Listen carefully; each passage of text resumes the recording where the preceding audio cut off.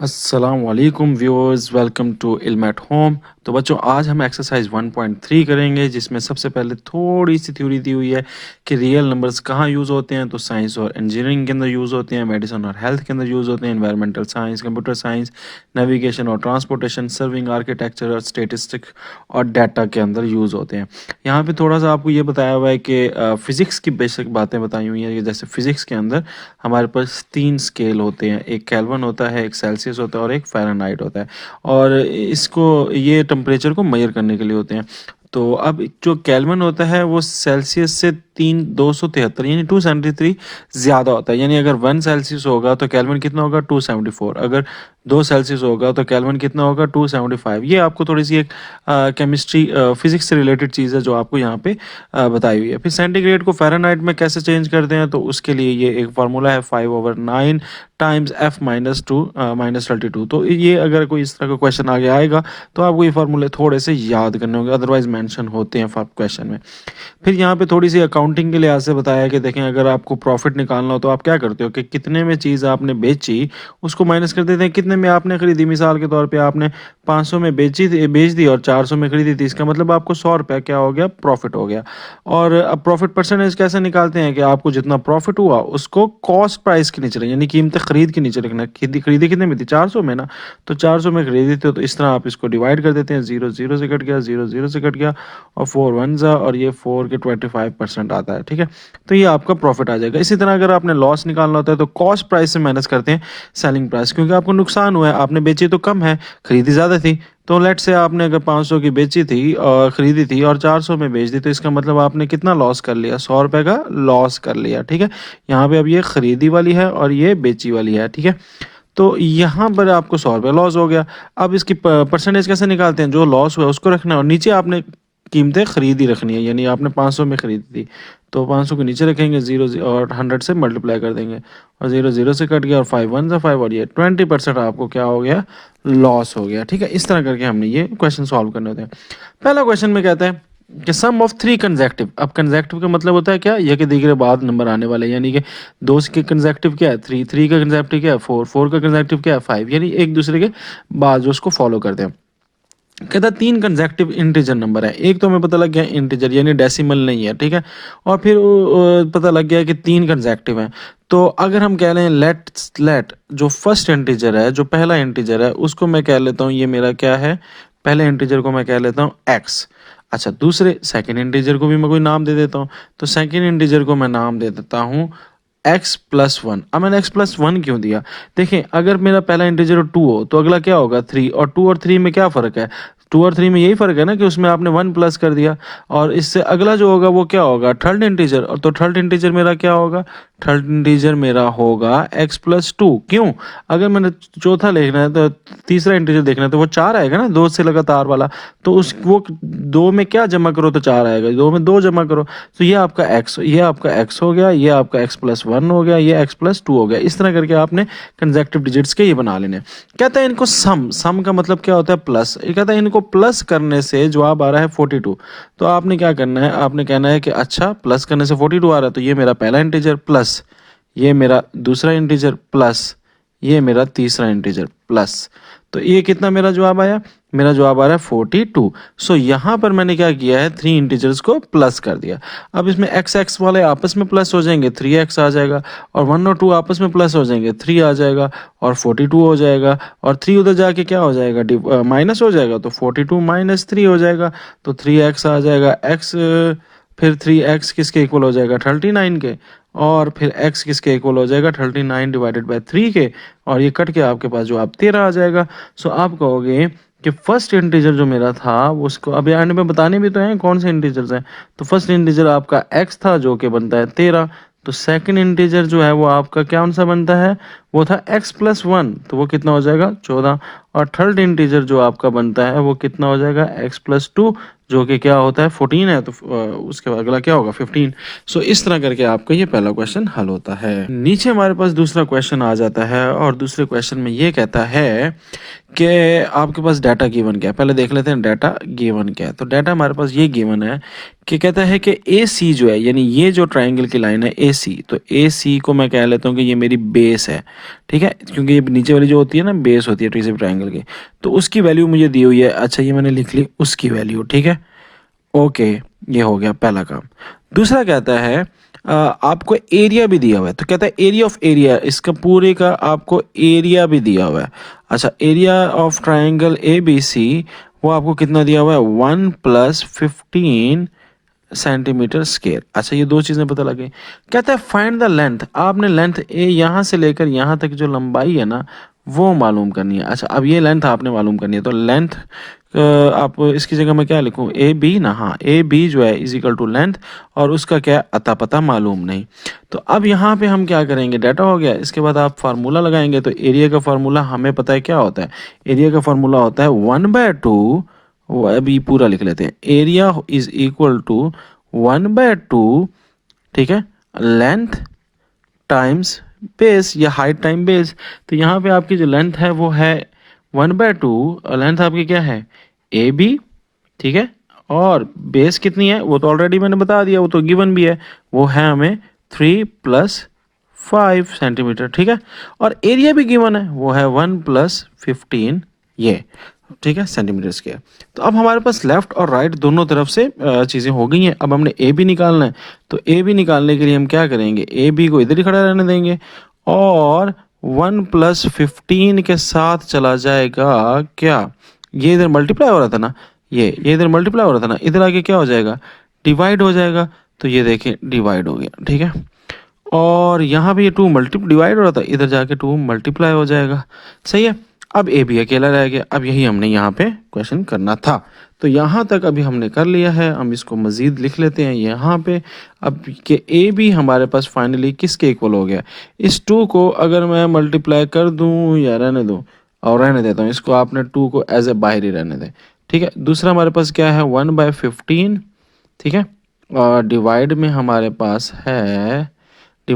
पास क्या है, ये आ चुका था 3√3 + √5, ठीक है। अब मैं यहाँ पे क्या करूँगा, मैं 3 + √5 का कंजुगेट ले लूँगा। क्यों कंजुगेट लूँगा, देखें अगर आपके डिनोमिनेटर में कोई रैशनल नंबर हो, यानी अंडर रूट के अंदर कोई ऐसा नंबर हो जिसको आप परफेक्ट स्क्वायर ना हो, जैसे ये √3 आ जाए डिनोमिनेटर में, या √4 आ जाए, तो फिर तो नहीं, 4 तो 2 का होता है, वो तो सिंपल हल हो जाएगा, 5 आ जाए, 6 आ जाए, 7 आ जाए, जब ऐसे इर्रेशनल नंबर जो है वो अगर डिनोमिनेटर में आ जाए तो हम उसका कंजुगेट लेते होते हैं।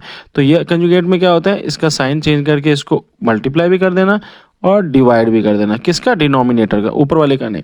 अच्छा फिलहाल मैं 2 को क्या रखता हूँ, वैसे ही रखता हूँ, और इनको आपस में मल्टीप्लाई कर देता हूँ। 1 3 के साथ मल्टीप्लाई होगा तो क्या होगा, 3 आ जाएगा, ठीक है, सीधा सीधा ये 1 और ये आपस में मल्टीप्लाई हो गया, तो ये हमारे पास √3 आ गए। अब 1 को किस से मल्टीप्लाई करूँ, -5 से, ठीक है, तो 1 को -5 से मल्टीप्लाई करूँगा तो मेरे पास क्या आ जाएगा, -√5 आ जाएगा, ठीक है। फिर मैं क्या करूँगा, 15 को √3 से मल्टीप्लाई कर दूंगा, तो ये कितना आ जाएगा, +15 और 3 आपस में मल्टीप्लाई हो जाएंगे, तो इट विल बी 45, ठीक है। या मैं इस तरह लिख लेता हूँ, ये सही है, यूँ लिख लेता हूँ, 15 × 3 टाइम बच जाएगा। अच्छा फिर 15 और 5 को आपस में मल्टीप्लाई करते हैं, तो 15 15 30 30 30 60 75 तकरीबन बनता है। तो मैं ऐसे करता हूँ, इसको यूँ ही लिख लेता हूँ, ऐसे लिख लेता हूँ कि 15 × 5, और ब्रैकेट बंद कर देता हूँ। और नीचे वालों को अगर मल्टीप्लाई करें तो वैसे जो कंजुगेट लेते हैं नीचे वाला है, तो उधर हम फार्मूला लगा देते होते हैं। ये देखें a + b और a - b, जब देखो अगर कोई दो में आपस में प्लस हो रही है, यानी a + b और फिर a - b, यानी दो अगर नंबर्स हैं वो आपस में पहले प्लस हो रहे हैं और फिर वही दो नंबर आपस में माइनस हो रहे हैं और इनके बीच में कुछ भी ब्रैकेट में नहीं है और मल्टीप्लाई हो रहे हैं, तो आप उसको लिख सकते हो कि पहली रकम लिखो और उसका स्क्वायर ले लो माइनस, फिर दूसरी रकम लिखो और उसका स्क्वायर ले लो। तो ये देखिए, ये मेरी पहली रकम है, इसका मैं स्क्वायर ले लेता हूँ, यानी 3 का स्क्वायर माइनस ये मेरी दूसरी रकम है, इसका मैं ये फार्मूले के तहत हमने कर लिया। फार्मूला हमें क्या करता है, हमारी ज़िंदगी आसान कर देता है ताकि क्वेश्चन क्या हो जाए, जल्दी सॉल्व हो। तो ये आपने याद रखना है, ये मैंने फार्मूला यूज़ किया, ये स्क्वायर रूट से कट गया, स्क्वायर रूट से कट गया, तो पीछे मेरे पास क्या बच गया 2। अच्छा अब यहाँ पे ये 2 वैसे का वैसे ही है और ये √3 वैसे का वैसे ही है, -5 भी वैसे का वैसे ही है, ठीक है। और प्लस ये देखें, ये हमारे पास क्या है 15 ना, इसको मैं यूँ लिख सकता हूँ ना कि 15 में क्या होता है, 15 में होता है 3 × 5 × 3 और माइनस, और इस 15 में क्या होता है 3 टाइम्स 5 ठीक हो गया। और इसको मैं डिवाइड कर दूंगा किससे, 3 माइनस 5 से, और 3 माइनस 5 क्या होता है -2 होता है, तो नीचे तो आ गया -2। अभी ऊपर वाली कहानी रहती है। अब ये देखें ये 2 है और √3 माइनस 5, और इसके साथ ये ब्रैकेट यहाँ पे ये प्लस हो रहा है और ये इस तरह आगे चल रहा है। अब यहाँ पे देखें ये भी 3 है और ये भी 3 है, तो कितने मेरे पास 3 हो गए, मेरे पास 2 3 हो गए, तो 2 3 तो होल स्क्वायर बना के बाहर आ जाएंगे, तो इसलिए मैं लिखूंगा 2 इसी तरह रहेगा बाहर जो था ब्रैकेट के, ठीक है। और ये 3 अंडर रूट भी ऐसे रहा, 3 5 भी ऐसे रहा, ये प्लस है ना। अच्छा अब 3 और 3 तो कट गए, यानी ये देखिए ये 3 का स्क्वायर अलहदा बन गया और 5 अंडर रूट अभी तक वैसे का वैसा, तो ये कट के बाहर आ जाएगा और 5 वैसे का वैसे रहेगा। तो इधर मैं क्या लिख दूंगा, इधर लिख दूंगा +3 अंडर रूट 5 माइनस, इसी तरह इसमें ये 5 5 आपस में स्क्वायर बन के बाहर निकल आएगा, तो 3 अंडर रूट अंदर आ जाएगा, तो 5 अंडर रूट 3, ठीक है। ये हमारे पास सिनेरियो बन गया। हुआ क्या, ये 3 और 3 स्क्वायर बन के कट के बाहर आ गए और 5 अंडर रूट वैसे का वैसे रहा। इसमें ये 5 और 5 स्क्वायर रूट करके बाहर आ गए और ये 3 अंदर वैसे का वैसे रहा। अब हमारे पास फाइनली क्या आता है 2, और इसमें आपका ये 2 और -2 भी काट लेते हैं, देखिए 2 और 2 कट गए, अब सिर्फ -1 रह गया नीचे और वो माइनस ऊपर आ जाएगा। प्लस माइनस क्या होता है माइनस, तो ये माइनस हमारे पास ऊपर आ गया। अब हमारे पास देखें √3 है और √3 है, ये आपस में ऐड हो जाएंगे, ठीक है। तो ये प्लस में है और ये माइनस में है, इसके साथ कुछ नहीं है तो क्या है, इसका कुछ नहीं है तो 1 है, तो 1 और -5, तो ये आपस में प्लस माइनस हुआ तो -4 अंडर रूट 3 आ गया, और ये आपस में होंगे तो क्या आ जाएगा +2 अंडर रूट 5 आ जाएगा। और ये माइनस कहाँ से आया, ये माइनस जो नीचे वाला था ये ऊपर प्लस माइनस माइनस हो गया, ऊपर जाकर माइनस हो गया। अब आपने क्या करना है, अब आपने इसको माइनस को मल्टीप्लाई कर देना है, तो जब आप इस माइनस को मल्टीप्लाई करेंगे तो ये बन जाएगा माइनस माइनस +4 अंडर रूट 3, और ये बन जाएगा -2 अंडर रूट 5, ठीक है। तो प्लस माइनस में साइन क्या हो जाते हैं, चेंज हो जाते हैं, ठीक है। तो फाइनली आपके पास उसने क्या कहा था, कहते हैं कि जो जवाब आपका ए बी का आएगा ना वो कुछ ऐसा होगा, तो वो देखें ऐसा ही है। फ़र्क क्या है कि अब ए की जगह क्या है और बी की जगह क्या है ये हमने अभी बता देना है। तो फाइनली आप देखें जो पहली रकम आई है वो ये जो अंडर रूट 3 के साथ है, तो ए वो आपकी ए होगी जो कि क्या बनती है +4, और जो अंडर रूट 5 के साथ है वो है बी, और बी आपकी यहाँ पे क्या बनती है -2। तो आप कह दोगे ए मेरी जो है वो -4 है, ए 4 है और बी मेरी -2 है, तो ये आपका आंसर आ गया। नेक्स्ट चलते हैं तीसरे सवाल में। कहते हैं एक रेक्टेंगल है, उसकी एक साइड ऑफ लेंथ है, ठीक है। तो लेंथ आपको दी हुई है, चलो लेंथ दी हुई है कितनी 2 + अंडर रूट 18, एंड और उसकी एक और भी चीज़ दी हुई है, अच्छा फिर ब्रेड्थ भी दी हुई है, यानी उसकी लंबाई भी दी और चौड़ाई भी दी हुई है, सही है।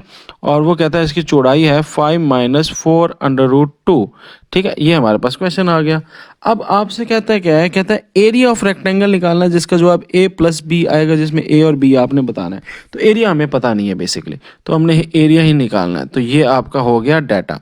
जब डाटा हम लिख लेते हैं तो फिर क्या लिखते होते हैं फार्मूला, तो अब हमने फार्मूला लिखना है बेटा यहाँ पे। तो फार्मूला आपका क्या लगेगा यहाँ पे आपका फार्मूला लगेगा, एरिया किसके बराबर होता है रेक्टेंगल का, area of rectangle is equal to length multiply by breadth, ठीक है। अब हम आ जाते हैं अगली चीज़ पे, ठीक है। और अगली चीज़ पे हमारे पास आता है सोल्यूशन। तो अब सोल्यूशन हमने क्या करना है, इन दोनों को बेसिकली मल्टीप्लाई कर देना है। तो 2 + अंडर रूट 18 टाइम्स, ठीक है, 5 - 4 अंडर रूट 2, ठीक है। अब देखिए यहाँ पे जब 4 अंडर रूट 2 आ गया तो इसका मतलब ये है कि ये 4 के साथ सिर्फ अंडर रूट है, इसके साथ 5 के साथ नहीं है। तो हम इस पूरे के साथ मल्टीप्लाई करने, हमारे पास दो आ गई ना चीज़ें, एक ये आ गई और एक हमारे पास ये आ गई, ठीक है। इन दोनों को हमने मल्टीप्लाई करना है, तो मैं अब इसको ब्रैकेटों में लिख लेता हूँ ताकि हमें पता लगे ये अलग है ये अलग है। तो 2 को 5 से मल्टीप्लाई कर दूंगा, दैट विल बी 10। फिर 2 को इससे मल्टीप्लाई कर दूंगा तो दैट विल बी 2 4 ज़ा 8, तो 8 अंडर रूट 2, और फिर अंडर रूट 18 और 5 आपस में मल्टीप्लाई हो जाएंगे तो ये आ जाएगा 5 अंडर रूट 18, ठीक है, 5 अंडर रूट 18, और फिर प्लस माइनस माइनस और ये आपस में मल्टीप्लाई हो जाएंगे तो 4 इसी तरह रहेगा, 18 इसी तरह रहेगा और अंडर रूट 2 इस तरह ही आ जाएगा, ठीक है। अब मैं क्या करता हूँ, अब मैं ना जहाँ फैक्टराइजेशन हो सकती है ना, मैं तो जल्दी जल्दी क्या कर लेता हूँ, फैक्टराइजेशन कर लेता हूँ। तो ये देखें, ये 10 वैसे का वैसा, और अंडर रूट 8 था ना, तो ये कितना बन जाएगा, 2 टाइम्स 2 और डिवाइडेड बाई अंडर रूट 2, ठीक है, और +5। अब 18 किसकी फैक्टराइजेशन होती है, 18 की क्या होती है फैक्टराइजेशन, तो कहाँ कर लें, यहाँ कर लें, 18 की करें 2 पे 9, 3 और 3 और 3 3 1, तो 2 2 3 3, ठीक है। तो मैं इसकी जगह लिख लेता हूँ 2 3 3 3। अच्छा, ये हो गया -4, और इसकी जगह भी मैं लिख लेता हूँ 2 3 3, ठीक है, और डिवाइड कर देता हूँ किससे, अंडर रूट 2 से। अच्छा, तो अब हम 10 ऐसे ही रहने देते हैं। अब देखिए, ये 2 आपस में मल्टीप्लाई होके क्या बना देंगे, 4 बना देंगे, ठीक है, 4। और ये देखिए, ये जो 2 अकेला है ना, इसको मैं मॉडिफाई कर सकता हूँ थोड़ा सा। वो कैसे भाई, मैं चाहता हूँ ये वाला ना किसी तरीके से अंडर रूट 2 से कट जाए। तो इसके लिए मैं एक काम करता हूँ, मैं क्या इस 2 को यूं लिख सकता हूँ, ठीक है, तो फर्क तो नहीं पड़ेगा ना। देखो, स्केयर और स्केयर रूट कट गया, जो आप तो 2 है, तो मैं इसी के ऊपर एक एक्स्ट्रा खुद से स्केयर भी ले लेता हूँ, स्केयर रूट भी ले लेता हूँ। अच्छा, अगर मैं यूं ले लिया स्केयर स्केयर रूट, तो इसको मैं यूं भी लिख सकता हूँ, ये यूं भी तो लिख सकता हूँ ना। तो जवाब क्या है, यस, यानी कि इस 2 को 2 is equal to this and this is equal to this. तो मैं इसलिए यहाँ पे क्या करूँगा, मैं यहाँ पे इस 2 को मॉडिफाई कर लूँगा इसमें, और इसको फिर बदलूंगा इसमें, और फिर इसको बदलूंगा इसमें। तो इसलिए मैं इसको लिख सकता हूँ 2 अंडर रूट 2, क्योंकि जवाब क्या आएगा, देखें, जवाब तो फाइनली 2 ही आना है ना। इसे देखें, ये कट गया, जवाब क्या आना है, 2, और उसमें भी कट गया, जवाब क्या आना है, 2। तो यहाँ पे मैंने इसको थोड़ा सा मॉडिफाई कर लिया और अंडर रूट 2 कर लिया। प्लस, अच्छा, ये 3 आपस में क्या हो गया, होल्स 3 ये देखें ना, 3 टाइम्स 3, तो क्या हो जाएगा, 3 का अंडर रूट स्केयर, और स्केयर रूट से कट गया। तो यहाँ पे ये क्या बन जाएगा, 3 बाहर आ जाएगा, 3 5 आके 5 से मल्टीप्लाई होगा, तो 15, और अंडर रूट 2 वैसे का वैसे। अब यहाँ पे क्या चीज़ है, सेम, ये 3 आपस में हो जाएगा, ये वाला ये आपस में होल स्केयर बन के कट जाएगा, और अंडर 2 वैसे ही रहेगा, और 4 3 12, ठीक है, अंडर रूट 2। तो अब यहाँ पे ये अंडर रूट 2 और ये अंडर रूट कट गया, ये अंडर रूट कट गया, पीछे क्या रह गया, 10 - 4 अंडर रूट 2 +15 अंडर रूट 2 -12। अब यहाँ पे ये देख लें क्या चीज़ बच गई है, 10 और 12, ये आपस में प्लस माइनस हो रहे हैं, तो -2 आपके पास आ जाएगा, प्लस, और ये दोनों आपस में सॉल्व हो जाएंगे, तो 15 और -4, प्लस माइनस माइनस, 15 में से 4 गया 11, तो आपके पास आ जाएगा +15 अंडर रूट 2। तो ये आपका आंसर आ गया है, ठीक है। अब इसमें देखिए, हमारे पास उसने कहा था कि मुझे ए और बी पता करके बताओ। तो इसमें हमारा ए क्या है, इसमें हमारा ए अगेन यहाँ पे आ रहा है, तो ए विल बी -2 और B will be 15। I hope so बच्चों आपको समझ आया होगा, ठीक है। नेक्स्ट चलते हैं हम अपने क्वेश्चन की तरफ। कहते हैं फाइंड 2 नंबर्स जिनका सम जो है वो 68 हो और डिफरेंस जो है वो 22 हो। तो अगर हम कह दें लेट, जो हमारा फर्स्ट नंबर है, फर्स्ट नंबर, तो वो मैं लेट से कह लेता हूँ x, और सेकंड नंबर को मैं कह लेता हूँ y, ठीक है। तो ये हो जाएगा x + y, यानी इन दोनों को जमा करने से जवाब मेरा क्या आ रहा था, 68। क्या आ रहा था जवाब, 68। तो 68 मेरा आ गया प्लस माइनस करने से, और प्लस करने से, और माइनस करने से डिफरेंस जो आ रहा है वो आ रहा है 22। तो अब हमने बताना है वो नंबर क्या है। तो इसका जो होता है ना, वो ये तरीका होता है, सब्स्टिट्यूशन मेथड यूज़ कर लेते हैं। इसके एलिमिनेशन मेथड भी होता है, वो पता नहीं आपकी क्लास में आ गया आएगा, 8th में शायद आपने पढ़ा हो। यहाँ पे क्या कहता है, सब्स्टिट्यूशन मेथड कर लेते हैं। चलो, अब सब्स्टिट्यूशन मेथड में क्या करना है, एक्स इक्वेशन 1 इसको ले लेते हैं, इसको हम कह लेते हैं ये हमारी इक्वेशन 1 है, पहली इक्वेशन है, ठीक है। तो अब मैं इक्वेशन में जो प्लस वाई है ना, उसको दूसरी साइड पे ले जाता हूँ, तो x किसके इक्वल हो जाएगा, x इक्वल हो जाएगा 68, और ये y अगर उस साइड पे चला जाएगा तो क्या होगा, माइनस हो गया। तो ये मेरी x 68 - y, ये मेरी बन गई इक्वेशन। लेट से इसको मैंने इक्वेशन 2 बना लिया, या इसको इक्वेशन 3 कर लें, ये हमारी इक्वेशन 2 हो गई, ठीक है। अब हमने क्या करना है, तो बच्चों अब हमने ये x की कीमत निकाल ली है, x को अलग कर लिया ना। अब हमें x का पता है कि वो क्या है, 68 - y है। अब x को किसी भी चीज़ में पुट कर देते हैं, इक्वेशन 2 में पुट कर देते हैं। So putting x in equation 2, equation 2 के अंदर x को पुट कर देते हैं। तो क्या होगा, देखो इक्वेशन 2 क्या थी, इक्वेशन 2 क्या थी, x minus Y is equal to 22। अब x की कीमत हमें पता लग गई है, क्या पता लग गई है, तो x की हमें कीमत पता लग गई है कि x है 68 माइनस वाई के इक्वल, ये माइनस वैसे का वैसा, ये 22 आ गया। अब इसको सॉल्व कर लें तो 68 माइनस 2y, वाई वाई के साथ प्लस हो गया, माइनस 2y बन गया 22, और 68 उधर चला गया तो 22 के साथ चला जाएगा उस साइड पे, तो 68 उधर जाके क्या हो जाएगा माइनस, तो माइनस 68 प्लस 22, और अब 68 में से 22 निकाल दो तो 8 में से 2 गया 6, 6 में से 2 गया 46, तो ये आ जाएगा minus 2y is equal to 46, minus 46। ठीक है, अब माइनस 2 इधर आके डिवाइड हो जाएगा तो ये y आपके पास आने लगा है 46 divide by 2, minus 2 minus minus से कट गया, और 2 एकम 2 2 23, हाँ 23, सो ये 23 आपके पास बच्चों आ गया। अब हमने y निकाल लिया, अब putting y value in equation 1, अब इक्वेशन 1 में डाल लो, ये इक्वेशन 2 में डाल लो, बात एक ही है। ठीक है, सो इक्वेशन 1 ही कर लेते हैं, x plus Y is equal to 68। तो अगर x आपके उन्हें निकालना है तो y तो पता लग गया आपको 23 है, y आपका क्या है 23, तो ये 68 हो गया, और x is equal to 68 minus 23 which is equal to 68 में से 8 में से जाए तो ये कितना आ जाता है 45, तो 45 आपका क्या आ जाएगा आंसर। सो द x यानी जो पहला नंबर है वो आपका 45 है, और y जो है वो दूसरा नंबर है वो 23 है। That's it. ठीक है जी, तो इस तरह करके आपने पुटिंग करके वैल्यूज करते रहते हैं। कहता है जी, weather in Lahore was unusually warm during the summer of 2024, the TV news reported temperature as high as 48 degree centigrade, so 48 degree, so temperature जो है हमारे पास इन सेल्सियस, सो इन सेल्सियस कितना है, इन सेल्सियस है 48 डिग्री। तो कहता है बाय यूजिंग इसको फ़ारेनहाइट में बदलना है, तो टेम्परेचर आपने फाइंड करना है किस में, इन डिग्री फ़ारेनहाइट, और ये आपका अननोन है। तो देखें, आपको जब सेल्सियस दिया हुआ है और फ़ारेनहाइट निकालना है तो किसका फार्मूला लगेगा, फ़ारेनहाइट का, और फ़ारेनहाइट का मैंने पीछे ही आपको फार्मूला बता दिया था, ये बल्कि इसने दिया भी हुआ है, इस फार्मूला ना याद करने की जरूरत भी नहीं, ये दिया होगा मैथ में, तो 9 divide by 5 degree centigrade plus 32, तो देखें 9 डिवाइड बाई 5 वैसे रहेगा, और 30 डिग्री सेंटीग्रेड की जगह आप क्या डाल दोगे 48 डाल दोगे प्लस 32, और इसको अब सॉल्व कर लेंगे तो 9 को मल्टीप्लाई करें 48 से तो एक मिनट है 432 आ गया, डिवाइडेड बाय 5 प्लस 32, और इसको जब आप डिवाइड कर लेंगे 432 को 5 से, तो let me do on calculator,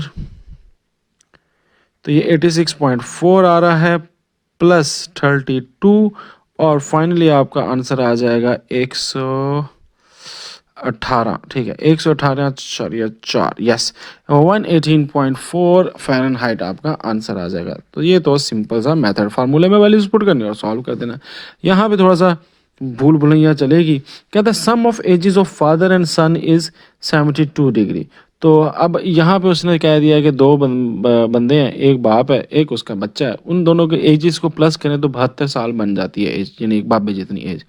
तो अब हम लेट से मैं कह देता हूँ कि जो सन की एज है ना उसको मैं कर लेता हूँ एक्स कर लेता हूँ। तो age of son, let age of son is son की स्पेलिंग ठीक है ना, हाँ, एज ऑफ सन इज कितना कर लें एक्स कर लेते हैं, और एज ऑफ फादर यानी बापू की जो है एज उसको हम क्या कर लेते हैं वाई कर लेते हैं। तो कहता है सम, तो पहली कंडीशन से पता लगता है कि x प्लस वाई यानी उन दोनों की एजेस को प्लस करने से 72 होता है। फिर कहता है 6 ईयर अगो यानी 6 साल पहले, अच्छा अगो से पता लगेगा कि ये आपका माइनस में जाएगा। ठीक है, ago the father was age was 2 times the age of the son. तो अब हमने यहाँ पे एक सिनेरियो बनाना है कि भाई 6 साल पहले इन दोनों का कनेक्शन क्या था। पहले तो पता लग रहा है 2 टाइम्स, यानी बाप जो है वो 2 टाइम्स बड़ा था, यानी जो वाई है वो 2 गुना बड़ी होगी। तो मैं सेकंड, ये पहली कंडीशन होगी।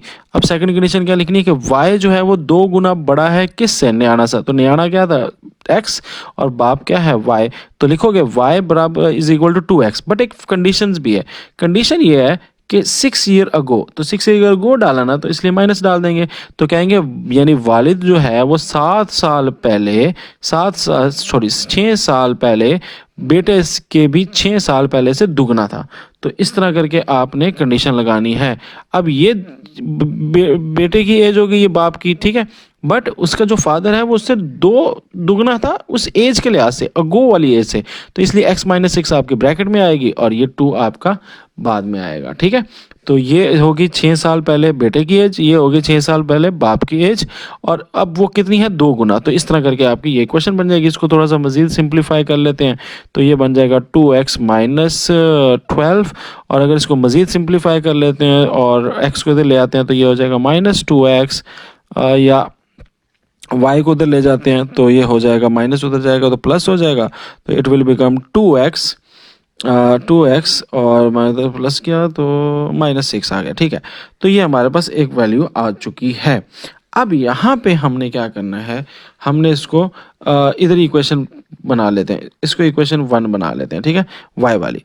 अब y हमें पता लग गया 2x-1, so putting y from equation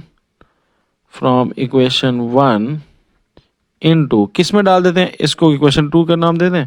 चलो इसको इक्वेशन 2 का नाम दे दें, वैसे इसको 1 का देना था। चलो इक्वेशन 2 के अंदर, तो अब x plus Y is equal to 72, तो x प्लस वाई तो हमें पता लग गया कि ये है, तो अब इस y की जगह हम क्या लगा देंगे, ये लगा देंगे 2x-6 is equal to 72।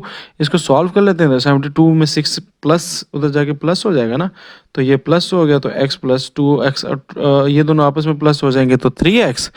Okay, 72 और 6 कितना आ गया, 78 और 3x, तो x आपका कितना आ जाएगा, उधर जाके 3 उधर जाके डिवाइड हो जाएगा, and the answer will be 7, जो 78 पे डिवाइड करें तो इट विल बी 26।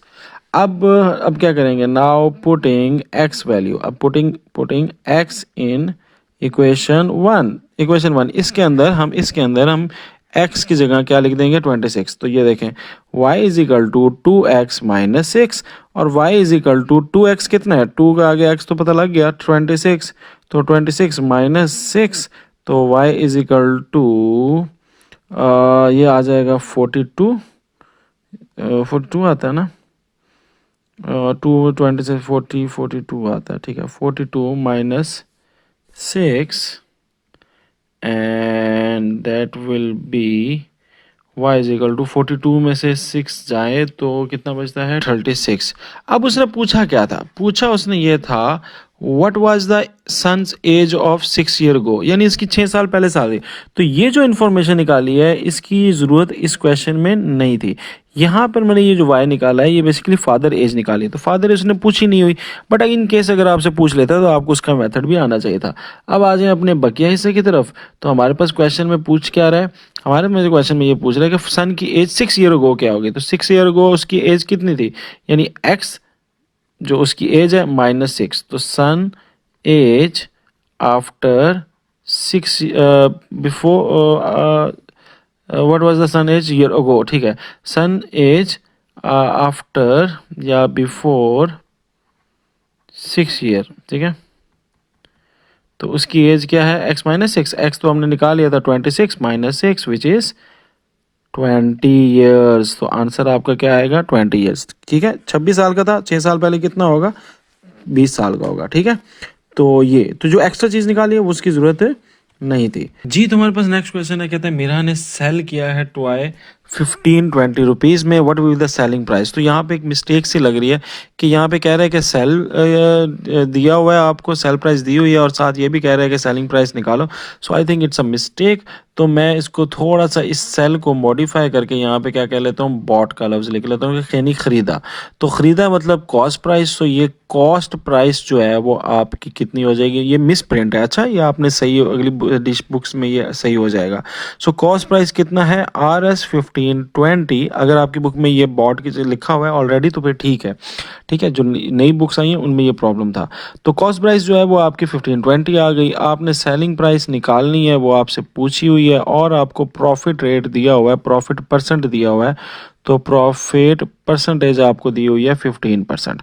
अब हमने क्या निकालना है, हमने सेलिंग प्राइस निकाली। अच्छा, डायरेक्ट सेलिंग प्राइस नहीं निकलेगी, ये प्रॉफिट परसेंट दिए हुए ना, तो यहीं से आपको हिंट मिल जाना चाहिए कि प्रॉफिट परसेंट के बगैर, ठीक है, प्रॉफिट परसेंट के बगैर आपने ये क्वेश्चन सॉल्व नहीं कर सकते। तो ये देखें, प्रॉफिट परसेंट मतलब 15, प्रॉफिट परसेंट आपको इज इक्वल टू, इसका फार्मूला क्या होता है, तो इसका फार्मूला होता है कि टोटल प्रॉफिट कितना हुआ डिवाइडेड बाय डिवाइडेड बाय होता है कॉस्ट प्राइस टाइम्स 15 टाइम्स 100, ठीक है, तो 100%, सही है। तो हम सिंपली क्या करते हैं, हम कॉस्ट प्राइस को उधर ले जाते हैं, ठीक है, कॉस्ट प्राइस को उधर ले जाते हैं, प्रॉफिट परसेंट मल्टीप्लाई कर देते हैं। प्रॉफिट परसेंट आपके पास कितना है 15%, और कॉस्ट प्राइस उधर चली गई तो मल्टीप्लाई हो गई, ये उधर चला गया मल्टीप्लाई हो गया ना, तो मल्टीप्लाई किससे होगा 1520 से, तो 1520 से मल्टीप्लाई हो गया, और यहाँ पे डिवाइड बाय 100 वैसे का वैसे ही आ जाएगा, ठीक है, ये परसेंट नहीं लेकिन डिवाइड बाय 100, और ये हमारी में क्या निकल आएगा, प्रॉफिट निकल आएगा। तो अगर मैं इसको सॉल्व करूं तो ये 0 0 से कट गया, और 15 टाइम्स 15 करूं, ये प्रॉफिट परसेंट में ना परसेंट आपने निशान लगाना नहीं है, क्योंकि परसेंट ऑलरेडी 100 आ गया ना डिवाइड से, तो इसका मतलब ये आपका परसेंटेज वाला सॉल्व हो चुका है। तो अब इसको हम कैलकुलेटर पे कर लेते हैं जल्दी से। तो कैलकुलेटर पे जैसे ही आप सॉल्व करेंगे, यानी 15 टाइम्स 152 करेंगे, तो it will become 2280 divided by 10 is equal to profit, और यहाँ पे अगर 0 0 से कट जाए तो इट विल बी 228। तो प्रॉफिट हमारे पास आ चुका है 228। देखें, अब एक बंदा जो है, अगर वो एक चीज़ खरीदता है और उसको प्रॉफिट होता है कोई, तो इसका मतलब ये है कि उसने जो बेची है वो उसके इक्वल होगा। यानी अगर मिसाल के तौर पे मैंने 200 की चीज़ बेची, मुझे 20 रुपये मुनाफा हुआ, तो मैंने कितने की बेची होगी, 220 की बेची होगी ना। तो कॉमन सेंस से आपने ये फार्मूला बना लेना है। तो आपके पास सेलिंग प्राइस आ जाएगी, कॉस्ट प्राइस कितनी कितने की खरीदी थी 1520 रुपये में, और बेची कितने में, गुड, बेची है आपने कितने प्रॉफिट के साथ, 228 प्रॉफिट के साथ, तो 228, और इनको प्लस कर देंगे, यानी 1520 प्लस 228 इट विल बी 748। तो 1748 आपका क्या आ जाएगा, आंसर आ जाएगा। इसलिए इसके साथ हम क्या लिखेंगे, RS भी लिख देंगे। ठीक हो गया। नेक्स्ट कहते हैं एनुअल इनकम जो है वो तैयब की है 9,60,000 रुपया, ठीक है। तो ये एनुअल इनकम हमें पता लग गई, एक चीज़ हमें इंफॉर्मेशन मिल गई। नेक्स्ट हमें कहता है वो है 9,60,000, ओके जी, ये हमारे पास पहले आ गए। While the exempted amount, exempted यानी माफ, ठीक है, एग्जाम्प्टेड अमाउंट हमारे पास है, ठीक है, यानी माफ, एग्जाम्प्टेड अमाउंट क्या होता है, माफ, ठीक है। तो वो है 1,30,000 रुपए, ठीक है, किससे, टैक्स से, फ्रॉम टैक्स। मैं पूरा लिख लेता हूँ। अब आपने निकालना है हाउ मच टैक्स, टैक्स निकालना है हमने, ठीक है, टोटल टैक्स हमने निकालना है, ये हमारे पास आस्क्ड है। और दूसरी क्या चीज़ दी हुई है, टैक्स रेट, ठीक है, टैक्स रेट आपको दिया हुआ है 0.75%। तो देखें, टैक्स रेट निकालने का बहुत ईजी है, यानी आपने अमाउंट को टैक्स रेट से मल्टीप्लाई कर लो और उसको डिवाइड बाय 100 करना, के परसेंटेज लगा हुआ है। अब सिंपली हमारे पास पहले तो ये देखेंगे कि कितनी अमाउंट पर टैक्स है। तो एक जिस अमाउंट पर टैक्स है वो तो माफ है, 1,30,000। तो amount on which tax applied, on which tax applied या टैक्स जिस पर लागू होगा, ठीक है, वो कितनी होगी, वो होगी 9,60,000 में से, ठीक है, 9,60,000 में से माइनस कर दो 1,30,000। तो 1,30,000 9,60,000 में से माइनस कर दो, लाख में गया तो 8, और 60 में से 30 गया तो 30, तो 8,30,000 आपकी आ गई। इसकी अमाउंट का अपना टैक्स निकालना है, तो tax will be, total tax will be, आप कहोगे 8,30,000 रुपए, जिसके ऊपर मैंने टैक्स लगना है, उस पर कितना टैक्स लग रहा है 75%। तो 75 पर 0.75%, तो 7.75 का मतलब परसेंट का मतलब क्या है कि 0.75 को आपने क्या कर देना है, डिवाइड कर देना है 100 के साथ। और अब जब इसका इशारिया ख़त्म करेंगे तो वो भी डिवाइड कर देना है 100 के साथ। इशारिया के बाद कितनी रकमें हैं, 2 है ना, सो डेसिमल के बाद 2 रकम्स है, तो इसलिए हम क्या करेंगे, 2 करेंगे। तो कितने जीरो कट गए, 4 जीरो आपके वैसे ही कट गए। तो पीछे क्या रह गया, 83 टाइम्स 75, और जो कि इक्वल होता है 6225 के। तो ये आपका आंसर आ गया, ठीक है। तो इतनी उसका टैक्स देना है। अच्छा, हमारे पास ये नेक्स्ट जो क्वेश्चन है ये एक डिफ़िकल्ट क्वेश्चन है और इसमें आपसे क्या पूछा हुआ है, compounded find the compound markup. अच्छा, मार्कअप क्या होता है? जब आप बैंक में कोई पैसे रखाते हो ना, तो बैंक आपको सालाना उसके ऊपर मुनाफा देता रहता है। अच्छा, अब देखो मिसाल के तौर पे मैंने 100 रुपए रखवाए बैंक में, अब उसके कुछ दिनों बाद क्या हो जाएंगे, सालों बाद या जितना भी मुनाफा लगेगा, लेट से वो 150 हो गए, तो अब एक साल में मेरा क्या हो गया, 150 रुपया हो गया। अब एक साल बाद जो है जब मुझे दोबारा मुनाफा मिलेगा तो वो कैसा मिलेगा, वो उसके ऊपर क्या लगा होगा, मजीद टैक्स। जब प्रॉफिट लगेगा तो वो 100 रुपये के हिसाब से तो नहीं लगेगा, वो 150 रुपये के हिसाब से लगेगा। तो फिर मेरा प्रॉफिट रेट जो है वो थोड़ा सा ज़्यादा हो जाएगा, 225 हो जाएगा। अगली बार जब मुझे साल बाद मिलेगा तो वो इस 100 रुपये के मुताबिक मिलेगा, नहीं 150 के मुताबिक नहीं मिलेगा, नहीं 225 के हिसाब से मुझे मुनाफा मिलेगा। ठीक है, तो ये जो होता है इसे क्या बोलते हैं, कंपाउंड मार्कअप, जो इकट्ठा करके आपको मिलता है आपकी टोटल अमाउंट्स पे। अच्छा, कंपाउंड मार्कअप की जो रकम है वो 1 ईयर, एक साल के लिए उसने दे दिया 3,75,000। ठीक है, तो मैं इसको कहते हैं प्रिंसिपल अमाउंट। ठीक है, तो प्रिंसिपल अमाउंट हमारी हो गई 3,75,000, इसको मैंने इस पी से ज़ाहिर कर लिया। ठीक है, और टाइम को स्मॉल टी से ज़ाहिर करते हैं तो मैं उसको ज़ाहिर कर लेता हूँ, ये मेरा 1 ईयर हो गया। ठीक है, और रेट ऑफ कंपाउंड मार्कअप कितना है, रेट आपको जो दिया हुआ है उसको रेट ऑफ कंपाउंड मार्कअप, या इसको मैं आप ज़ाहिर कर सकते हो बेटा किससे, आर से भी कर सकते थे सिंपली। तो वो आपको कितना परसेंट दिया हुआ है, 14%। अब यहाँ पे ना आपको एक फार्मूला याद करना है, कंपाउंड मार्कअप का फार्मूला है। ठीक है, ये कंपाउंड फार्मूला देख लें, याद कर लीजिएगा इतना, वैसे ये कॉमन सेंस वाला फार्मूला नहीं है। तो कंपाउंड मार्कअप फार्मूला ये है कि जो आपकी टोटल अमाउंट है पी, उसको आप 1 + आर मतलब रेट, ठीक है, उस पे डिवाइड करके एक्सपोनेंट ले लो टाइम यानी साल, कितने साल का है, और माइनस पी यानी अपनी प्रिंसिपल अमाउंट से उसको माइनस कर लो। अब पी आपकी क्या है, 3,75,000 आ गया आपके पास। ठीक है, ब्रैकेट वन वन ही रहेगा, प्लस आर, आर कितना आपके पास, आर आपके पास है यहाँ पर आर कितना है, रेट कितना है, रेट कितना है 14, और 14% है तो परसेंट को ख़त्म करने के लिए डिवाइड लगा दिया। आगे होल स्केयर में टाइम, टाइम आपके पास 1 है, और किसी भी चीज़ की पावर 1 क्या होती है, वो ये होती है। और प्रिंसिपल अमाउंट फिर आपने लिख देनी है, तो 3,75,000 आपकी स्टार्ट वाली अमाउंट होगी। ठीक हो गया। अब आपने क्या करना है, इसको सॉल्व कर लेना है। तो इसको सॉल्व कैसे करते हैं, तो ये देखें, यहाँ पर 3,75,000 वैसे रहेगा। ये जो एक्सपोनेंट ताकत 1 था ना, 5 की ताकत 1 क्या होती है, 5 ही होती है, तो ये तो वैसे ही जान छोड़ गया। और इसको अगर हम प्लस कर लें तो ये बन जाएगा 1 प्लस, इसको अगर उसमें कर लें डेसिमल में, तो ये हमारे पास आ जाता है 0.14।